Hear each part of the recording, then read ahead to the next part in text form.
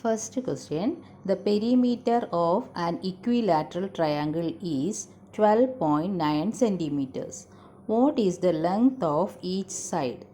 ഒരു സമഭുജ ത്രികോണത്തിൻ്റെ ചുറ്റളവ് 12.9 സെൻറ്റിമീറ്റർ ആണ് എങ്കിൽ അതിൻ്റെ ഒരു വശത്തിൻ്റെ നീളം എത്ര?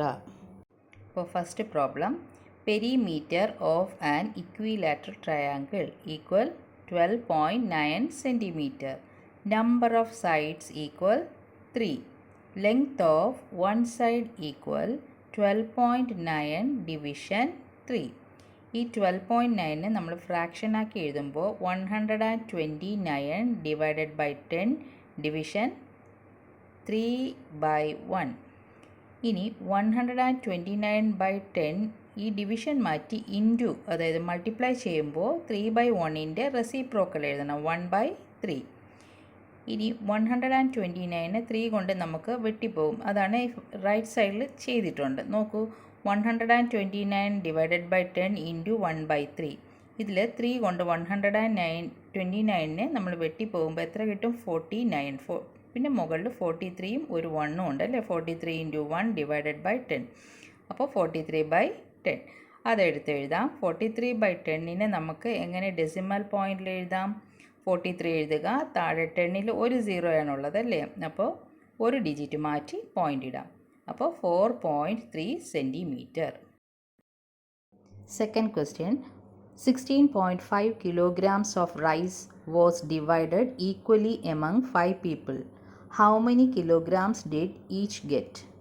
16.5 കിലോഗ്രാം അരി 5 പേർക്ക് തുല്യമായി ഭാഗിച്ചാൽ ഒരാൾക്ക് എത്ര കിട്ടും? Second problem, total amount of rice equals 16.5 kilogram. Number of people equal 5. Amount of rice each gets equals 16.5 division 5. ഈ 16.5നെ നമുക്ക് ഫ്രാക്ഷൻ ആക്കി എഴുതുമ്പോൾ 165 ഡിവൈഡഡ് ബൈ 10 ഡിവിഷൻ 5/1. ഇനി 165 ഡിവൈഡഡ് ബൈ 10 ഇൻറ്റു മൾട്ടിപ്ലൈ ചെയ്യുമ്പോൾ 5/1ൻ്റെ റെസിപ്രോക്കൽ എഴുതണം, 1/5. ഇനി 165ഉം 5ഉം വെട്ടിപ്പോകും. അത് റൈറ്റ് സൈഡിൽ എഴുതിയിട്ടുണ്ട്. 165 ഡിവൈഡഡ് ബൈ 10 ഇൻറ്റു 1/5. 5 കൊണ്ട് 165നെ വെട്ടുമ്പോൾ എത്ര കിട്ടി? 33. 33/10. അത് നമുക്ക് എടുത്ത് ഇവിടെ ആൻസറിൽ എഴുതാം. 33 ഡിവൈഡഡ് ബൈ 10. ഇനി 33 ഡിവൈഡഡ് ബൈ 10നെ ഡെസിമൽ ആക്കി എങ്ങനെ എഴുതാം? 3.3. അതായത് 10ൽ എത്ര 0 ഉണ്ട്? ഒരു 0 അല്ലേ. അപ്പോൾ ഒരു ഡിജിറ്റ് മാറ്റി നമുക്ക് പോയിന്റ് ഇടാം. അപ്പോൾ 3.3 kilogram. Third question, A large vessel contains 25.2 liters of coconut oil. It was used to fill 6 small vessels of the same size. How much does each small vessel contain? ഒരു വലിയ പാത്രത്തിലെ 25.2 litre വെളിച്ചെണ്ണ ഒരേ വലിപ്പമുള്ള 6 ചെറിയ പാത്രങ്ങളിലേക്ക് മാറ്റി. ഓരോ ചെറിയ പാത്രത്തിലും എത്ര ലിറ്റർ എണ്ണ കൊള്ളും? Third problem, amount of coconut oil in the large vessel equal 25.2 liters. Number of small vessels equal 6. Amount of coconut oil in each vessel equal 25.2 division 6. ഇനി പോയിന്റ് മാറ്റി 25.2നെ എങ്ങനെ എഴുതാം? പോയിന്റ് മാറ്റി ഫ്രാക്ഷൻ ആക്കി 252 ഡിവൈഡഡ് ബൈ 10 ഡിവിഷൻ 6/1. ഇനി 252 divided by 10 into multiply ചെയ്യുമ്പോൾ 6/1ൻ്റെ reciprocal എഴുതണം. അപ്പോൾ 1/6. ഇനി 252വിനെ 6 കൊണ്ട് നമുക്ക് വെട്ടിപ്പോകും. അത് റൈറ്റ് സൈഡിൽ എഴുതിയിട്ടുണ്ട്. 252 ഡിവൈഡഡ് ബൈ 10 ഇൻറ്റു 1/3. ഇതിൽ 2ൻ്റെ ടേബിൾ കൊണ്ട് ആദ്യം 6 ഡിവൈഡഡ് ബൈ 1/6 ആണ്. 6നെ 2ൻ്റെ ടേബിൾ കൊണ്ട് വെട്ടിപ്പോകും. അപ്പോൾ 3 ടൈംസ് ആണ്. 6 വെട്ടിയിട്ട് 3 എഴുതാം. അതുപോലെ 252വിനെ 2 കൊണ്ട് വെട്ടിപ്പോകുമ്പോൾ 126 എന്ന് കിട്ടും. ഇനി അതിനെ നമുക്ക് 3യുടെ ടേബിളിൽ വെട്ടിപ്പോകും. അപ്പോൾ താഴെ 3യെ 1 3 is 3. അപ്പോൾ 3 വെട്ടി 1 എഴുതാം. 126നെ 3 കൊണ്ട് വെട്ടിപ്പോകുമ്പോൾ 42 എന്ന് കിട്ടും. അപ്പോൾ 42 ഡിവൈഡഡ് ബൈ 10 അതാണ് ഇവിടെ കിട്ടിക്കുന്നത്. ഇനി 42 ഡിവൈഡഡ് ബൈ 10നെ നമുക്ക് ഡെസിമൽ ആക്കി എഴുതുമ്പോൾ 42 എഴുതുക, എന്നിട്ട് താഴെ 10ൽ എത്ര സീറോ ഉണ്ട്? ഒരു സീറോ അല്ലേ ഉള്ളൂ. അപ്പോൾ റൈറ്റ് സൈഡിൽ നിന്നും ഒരു ഡിജിറ്റ് മാറ്റി നമ്മൾ പോയിന്റ് ഇടണം. അപ്പോൾ 4.2 litres. Fourth question, 33.6 kilograms of rice was divided equally among 8 people. Sujata divided what she got into 3 equal parts and gave one part to Razia. How much did Razia get? 33.6 kilogram അരി 8 പേർ തുല്യമായി വീതിച്ചെടുത്തു. സുജാത തനിക്ക് കിട്ടിയതിനെ 3ആയി ഭാഗിച്ച് ഒരു ഭാഗം റസിയയ്ക്ക് കൊടുത്തു. റസിയയ്ക്ക് കിട്ടിയത് എത്ര കിലോഗ്രാമാണ്? Fourth problem, total rice equal 33.6 kilogram. Number of people equal 8. Amount of rice Sujatha gets equal 33.6 division 8. 33.6നെ നമ്മൾ ഫ്രാക്ഷൻ ആക്കി എങ്ങനെ എഴുതും? 336 divided by 10 division 8/1. 336 divided by 10 into അത് മൾട്ടിപ്ലൈ ചെയ്യുമ്പോൾ 8/1ൻ്റെ റെസിപ്രോക്കൽ എഴുതണം 1/8. ഇനി 336നെ നമുക്ക് 8 കൊണ്ട് വെട്ടിപ്പോകും. അത് റൈറ്റ് സൈഡിൽ വെട്ടി ചെയ്തിട്ടുണ്ട്.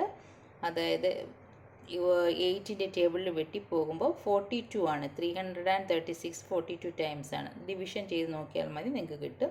അപ്പോൾ അവിടെ 42/10 അതിവിടെ എടുത്ത് എഴുതിയിട്ടുണ്ട്. 42/10 ഈക്വൽ, അതിനെ ഡെസിമലാക്കി എങ്ങനെ എഴുതും? 42 എഴുതുക, താഴെ 10ൽ ഒരു സീറോ ആണ്. അപ്പോൾ റൈറ്റ് സൈഡിൽ നിന്നും ഒരു ഡിജിറ്റ് മാറ്റിയിട്ട് പോയിന്റ് ഇടണം. അപ്പോൾ 4.2 കിലോഗ്രാം.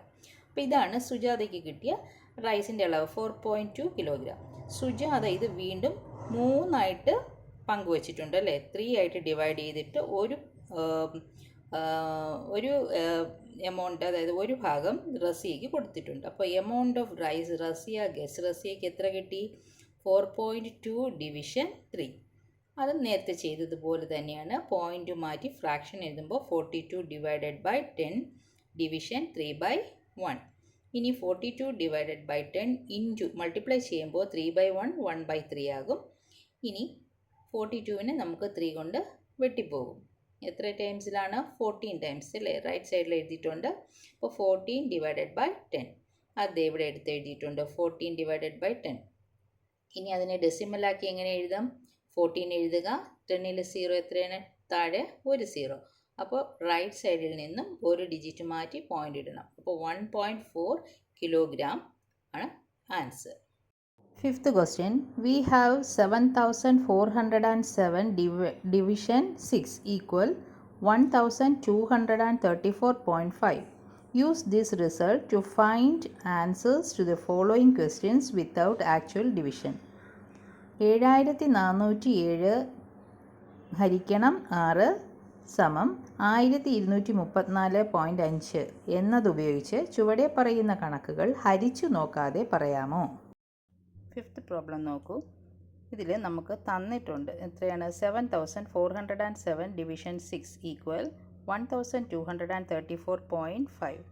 പിന്നെ ഒരു 5 പ്രോബ്ലംസ് തന്നിട്ടുണ്ട്. അത് വേറെ ഒരു കാൽക്കുലേഷനും ചെയ്യാതെ ഈ ആൻസർ എഴുതിയിട്ട് ചെയ്യാനാണ് പറഞ്ഞിട്ടുള്ളത്. അപ്പോൾ അതെങ്ങനെ ചെയ്യാം? ഫസ്റ്റ് പ്രോബ്ലം നോക്കൂ. 740.7 ഡിവിഷൻ 6 ഈക്വൽ ഇതേ ആൻസർ തന്നെയാണ് ഇവിടെ എഴുതേണ്ടത്. പക്ഷേ പോയിൻ്റ് ഇടുന്നത് നമ്മൾ നോക്കി ചെയ്യണം. എങ്ങനെ? ക്വസ്റ്റ്യനിൽ നമുക്ക് പോയിൻ്റ് കഴിഞ്ഞ് ഒരു ഡിജിറ്റാണ് അല്ലേ?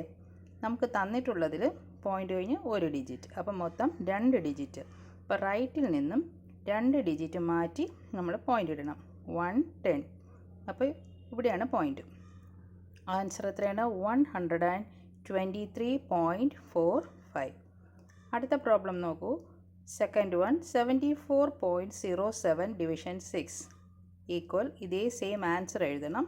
അതിനുശേഷം ഇവിടെ നോക്കൂ, ക്വസ്റ്റ്യനിൽ പോയിൻ്റ് കഴിഞ്ഞിട്ട് 2 ഡിജിറ്റ്, നമുക്ക് തന്നിട്ടുള്ളതിൽ ഒരു ഡിജിറ്റ്. അപ്പം മൊത്തം 3 ഡിജിറ്റ്. 1 2 3 ഇവിടെയാണ് ഡിജിറ്റ് ഇടേണ്ടത്. അപ്പോൾ 1s 10s 100 കഴിഞ്ഞിട്ടാണ് പോയിൻ്റ്. അപ്പോൾ answer 12.345. Third one 7.407 division 6. Answer ഇത് തന്നെയാണ്. ഇവിടെ ക്വസ്റ്റ്യനിൽ 3 ഡിജിറ്റ്സ് ആണ് ഉള്ളത് പോയിൻ്റ് കഴിഞ്ഞിട്ട്. നമുക്ക് തന്നിട്ടുള്ളതിൽ ഒരു ഡിജിറ്റും പോയിൻ്റ് കഴിഞ്ഞിട്ട്. അപ്പോൾ മൊത്തം 4 ഡിജിറ്റ് അല്ലേ? 1 2 3 4. അതായത് 1 10 100 1000. 1000ൻ്റെ പ്ലേസ് കഴിഞ്ഞിട്ടാണ് ഇവിടെ പോയിൻ്റ് ഇടേണ്ടത്. അപ്പോൾ ആൻസർ 1.2345. ഫോർത്ത് വൺ നോക്കിക്കേ, 0.7407 ഡിവിഷൻ 6. ഇതേ ആൻസർ തന്നെയാണ് എഴുതേണ്ടത്. എന്നിട്ടിവിടെ നോക്കൂ, ക്വസ്റ്റ്യനിൽ പോയിൻ്റ് കഴിഞ്ഞ് 4 ഡിജിറ്റ് ഉണ്ട്. അതുപോലെ നമുക്ക് തന്നിട്ടുള്ളതിൽ ഒരു ഡിജിറ്റ്. അപ്പോൾ മൊത്തം 5 ഡിജിറ്റ്. അപ്പോൾ 1 2 3 4 5. അതിന് മുന്നെയാണ് നമ്മൾ പോയിൻ്റ് ഇടേണ്ടത്. എന്നിട്ട് അത് പോയിൻറ്റിന് മുന്നേ വേറെ ഒരു നമ്പറും ഇല്ല. അപ്പോൾ നമുക്ക് 0 ഇടാം. അപ്പോൾ answer 0.12345. Last one 0.07407 division 6. Same answer എഴുതുക. എന്നിട്ട് നോക്കൂ, ക്വസ്റ്റ്യനിൽ പോയിൻറ്റിന് ശേഷം എത്ര ഡിജിറ്റാണുള്ളത്? 1 2 3 4 5. പിന്നെ നമുക്ക് തന്നിട്ടുള്ള എക്സാമ്പിളിൽ പോയിൻ്റ് കഴിഞ്ഞ് ഒരു ഡിജിറ്റ് അല്ലേ? അപ്പോൾ മൊത്തം എത്രയാണ്? 6 ഡിജിറ്റ് ഉണ്ട്. അപ്പം നമുക്കിവിടെ നോക്കാം. 1 2 3 4 5 6 ഇല്ല. അപ്പോൾ അത് നമുക്ക് എന്ത് ചെയ്യാം? അവിടെ ഒരു 0 ഇടാം. എന്നിട്ട് അതിന് മുന്നേ പോയിൻ്റ് ഇടണം. അതിന് ശേഷം ആ പോയിൻറ്റിന് മുന്നേ ഒരു 0 ഇടണം. അപ്പോൾ 0.01234 അപ്പോൾ എപ്പോഴും നമ്മൾ ശ്രദ്ധിക്കേണ്ടത്, ക്വസ്റ്റ്യനിൽ നമുക്ക് എത്ര തന്നിട്ടുണ്ട്, പോയിൻ്റ് കഴിഞ്ഞ് എത്ര ഡിജിറ്റ് തന്നിട്ടുണ്ട്, അതുപോലെ തന്നെ നമുക്കൊരു എക്സാമ്പിൾ തരും, അതിൽ എത്ര പോയിൻ്റ് കഴിഞ്ഞ് എത്ര ഡിജിറ്റ് ഉണ്ട്. അപ്പം മൊത്തം ആഡ് ചെയ്തിട്ടാണ് നമ്മൾ റൈറ്റ് സൈഡിൽ നിന്നുമാണ് എണ്ണേണ്ടത്. 1s 10s 100 1000 അങ്ങനെ എണ്ണിപ്പോണം. ഓക്കെ, ഇതോടുകൂടി ഇന്നത്തെ ക്ലാസ് അവസാനിക്കുകയാണ്. ക്ലാസ് ഇഷ്ടമായാൽ ചാനൽ സബ്സ്ക്രൈബ് ചെയ്യുക. Thank you.